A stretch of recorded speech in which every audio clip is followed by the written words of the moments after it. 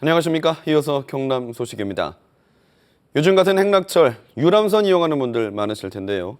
항해 중이던 유람선이 기관 고장으로 멈추는 아찔한 사고가 잇따르고 있지만 이를 막을 점검은 제대로 이루어지지 않고 있습니다. 먼저 김소영 기자의 보도입니다. 29톤 유람선이 바다 한가운데 멈춰섰습니다. 불안에 떨던 승객 96명이 해경에 의해 긴급 구조됩니다. 항해 도중 유람선 엔진이 갑자기 멈추면서 1시간 동안 표류했습니다. 지난해에도 승객 141명을 태우고 가던 유람선이 기관 고장을 일으키며 멈춰섰습니다. 자, 하재각이 없느냐, 배. 에이드 통이라도 없느냐. 신화통 정급 발소. 내일은 다 들이가지고 있어, 다 김먹고. 그럼 4월 5분에 했지, 5분에. 10월 4일 났어. 기관 고장으로 인한 유람선과 여객선 사고는 최근 5년 새 39건에 이릅니다. 특히 여객선과 달리 설령 제한이 없는 유람선은 고장이 더 잦을 수밖에 없습니다. 이 같은 잦은 기관 고장을 막기 위해서는 철저한 선박 검사가 필요하지만 현실은 그렇지 못합니다. 유람선의 경우 5년에 한 번 정기 검사와 매년 중간 검사를 받습니다. 하지만 검사원 1명이 검사하는 선박 수가 연간 375척에 달하고 중간 검사는 육안으로만 배의 상태를 살핀 뒤 시운전을 해보는 선에서 그칩니다. 운항 중에 발생되는 경미한 기관 사고 같은 경우에는 사전에 선박 검사를 통해서 예방하기는 어려운 측면이 있습니다. 매년 검사 선박의 97% 이상이 단번에 합격 통보를 받지만 기관 고장으로 인한 사고는 끊이지 않고 있습니다. KBS 뉴스 김소영입니다. 승객들의 안전을 위협하는 것은 또 있습니다. 기상 여건을 고려하지 않은 선사들의 무리한 운항도 문제로 지적되고 있습니다. 이어서 차주하 기자가 보도합니다. 남해안 일대 유람선 운항을 관할하는 해경안전센터입니다. 지난달 29일 이 안전센터는 관내 유람선 선사에 오전 11시 이후 출항 통제 명령을 내렸습니다.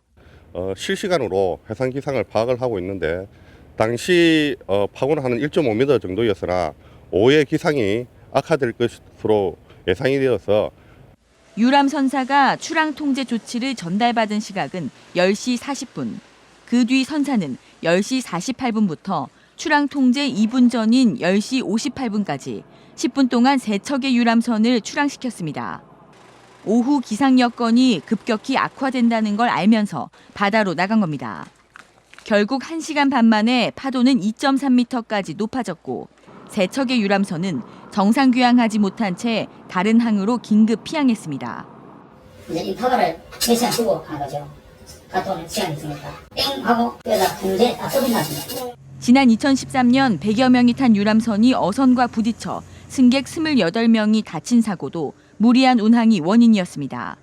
국지성 안개로 시정거리가 20-30m에 불과한 상태에서 정상 항로를 이탈해 운항하다 사고가 난 겁니다. 목적지에 가고 싶은 마음이 크기 때문에 그 배를 타긴 하지만 불안감이 클 수밖에 없죠. 혹시나 정말 만에 하나 내가 어떻게 될 수 있지 않을까라는 그런 생각. 남해안의 유람선 이용객은 한 해 100만 명. 선박에 대한 허술한 검사와 유람선의 무리한 운항으로 행락철 해상 관광객들의 안전이 위협받고 있습니다. KBS 뉴스 차주합니다. 창원 서부경찰서는 음주 단속에 적발된 뒤 다시 차를 몰다가 교통사고를 내고 달아난 혐의로 24살 오 모 씨에 대해 구속영장을 신청할 예정입니다. 오 씨는 어제 새벽 창원시 의창구에서 술을 마시고 차를 몰며 음주 단속을 피해 달아나다 교통사고를 낸 혐의를 받고 있습니다. 경찰 조사 결과 오 씨는 면허 정지 수치인 혈중 알코올 농도 0.096%가 나와 음주 단속에 적발된 뒤 대리운전을 불러 귀가를 했다가 다시 차를 몰고 나온 것으로 드러났습니다. 지리산 국립공원 사무소는 오늘부터 다음 달 1일까지 정부의 가을 관광 주간과 연계한 다채로운 주말 무료 행사를 진행합니다. 내원 자동차 야영장에서는 오늘 오후 통기타 공연 등이 열리고 오는 31일에는 가족영화관이 운영됩니다. 일요일마다 장당 계곡에서 열리는 생태 휴양 체험 행사도 무료로 진행됩니다. 환절기인 요즘 병원을 찾는 감기 환자가 부쩍 늘었는데요. 특히 목감기로 고생하는 분들이 많습니다. 건조한 공기 탓에 기도의 점막이 쉽게 마르기 때문입니다. 황현규 기자의 보도입니다. 이 20대 여성은 요즘 아침마다 목에 불편함을 느껴 병원을 찾았습니다. 목이 좀 아프고 칼칼하고 가래도 좀 나오는 것 같고 이래서 목이 좀 따끔따끔해서. 가을철에 걸리는 감기의 주된 증상으로 건조해진 날씨 탓이 큽니다. 촉촉한 점액으로 덮여 있어야 할 기도의 얇은 점막층이 쉽게 마르기 때문입니다. 점막층이 마르면 먼지나 세균 등을 걸러내지 못해 호흡기에 염증을 일으키고 감기 증상이 나타납니다.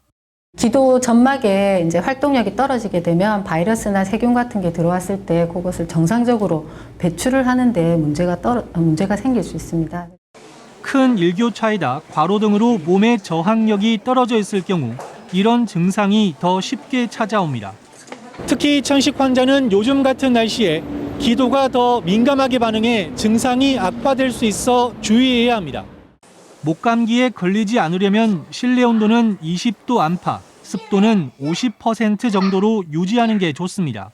수분을 충분히 섭취하고 적절한 운동으로 면역력을 높이는 것도 감기 예방에 효과적입니다. KBS 뉴스 황현규입니다.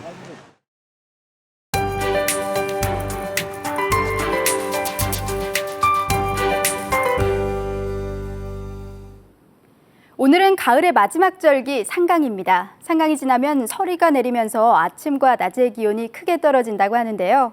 오늘까진 가을 더위가 이어지겠지만 내일부터는 한낮에도 선선하겠습니다. 오늘은 북쪽에서 다가오는 고기압의 영향을 받겠는데요. 가끔 구름이 끼겠지만 오전까지 내륙에 안개가 짙을 것으로 예상돼 교통안전에 주의하셔야겠습니다. 동부 지역입니다. 현재 창원이 14도, 함안이 10도로 어제 같은 시각보다 조금 높게 출발합니다.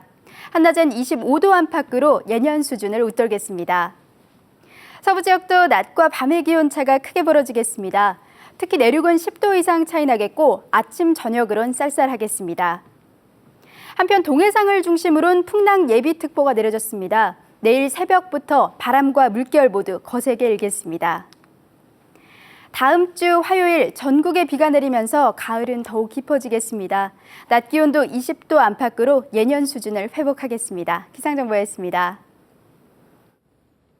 경상남도가 지방자치단체 합동평가에서 환경 산림과 안전관리 중점과제 3개 분야에서 최고 성적인 가등급을 받았습니다. 반면에 일반 행정과 문화여성 2개 분야는 보통인 나등급을, 복지사회와 보건위생, 지역경제, 지역개발 4개 분야에서는 최하위인 다등급을 받았습니다. 이번 평가는 행정자치부 등 28개 부처가 올해 2월부터 6개월 동안 진행했습니다. 남해군의 주소득작물인 마늘의 재배 면적이 지난 5년 동안 3분의 1 이상 감소했습니다. 남해군은 고령화에 따른 노동력 부족 등으로 농가에서 마늘 재배 면적을 줄이면서 올해 마늘 재배 면적은 755헥타르로 2010년 1200여 헥타르보다 37% 줄어들었다고 밝혔습니다. 남해군은 마늘 파종기와 수확기의 보급률을 2020년까지 50% 이상으로 높여 재배 면적 감소를 극복한다는 계획입니다. 진주 혁신도시 11개 이전 기관 가운데 아직 이전을 마무리하지 않은 3개 기관의 이전 시기가 윤곽을 드러내고 있습니다.